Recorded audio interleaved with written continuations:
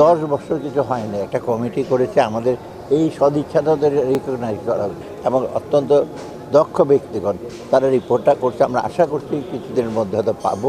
দ্রব্যমূল্যের ঊর্ধ্বগতি ও জীবনযাত্রার ব্যয় বৃদ্ধির মধ্যে সরকারি কর্মচারীদের জন্য নতুন আশা নিয়ে এসেছে নবম পে স্কেল। অর্থ প্রতিমন্ত্রী মোহাম্মদ জোনায়েদ সাকি সম্প্রতি সরকারি কর্মচারী নেতাদের সঙ্গে বৈঠকে জানিয়েছেন, কর্মচারীদের জীবনমান উন্নয়নে নতুন পে স্কেল কার্যকর করার বিষয়ে সরকার সক্রিয়।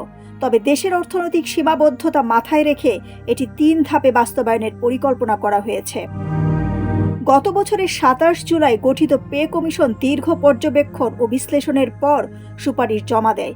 চলতি বছরের 21 জানুয়ারি সরকারের কাছে চূড়ান্ত প্রস্তাব পৌঁছালেও আনুষ্ঠানিক অনুমোদন এখনো হয়নি। এই ঘোষণার মাধ্যমে সরকারি খাতের লাখো কর্মচারীর মধ্যে নতুন উদ্দীপনা তৈরি হয়েছে। বিশেষজ্ঞরা মনে করেন এটি শুধু বেতন বৃদ্ধি নয়, মানসিক ও প্রফেশনাল স্বীকৃতিরও প্রতীক। সরকারি কর্মচারীরা আশা করছেন ধাপে ধাপে বাস্তবায়ন শুরু হলে নিত্যদিনের আর্থিক চাপ লাঘব হবে। প্রধানমন্ত্রীর ইতিবাচক অবস্থান কর্মচারীদের দীর্ঘদিনের প্রতীক্ষার অবসান ঘটাতে পারে। পে স্কেল কেবল বেতন বৃদ্ধি নয়, বরং সরকারি চাকরিজীবীদের কর্মসংস্কৃতি ও মনোবল উন্নয়নের নতুন দিশা। সরকারের এই উদ্যোগ সরকারি খাতের স্থিতিশীলতা ও দক্ষতা বৃদ্ধিতে গুরুত্বপূর্ণ ভূমিকা রাখবে। দিলরুবা খান, ডেস্ক রিপোর্ট, সোনালী নিউজ।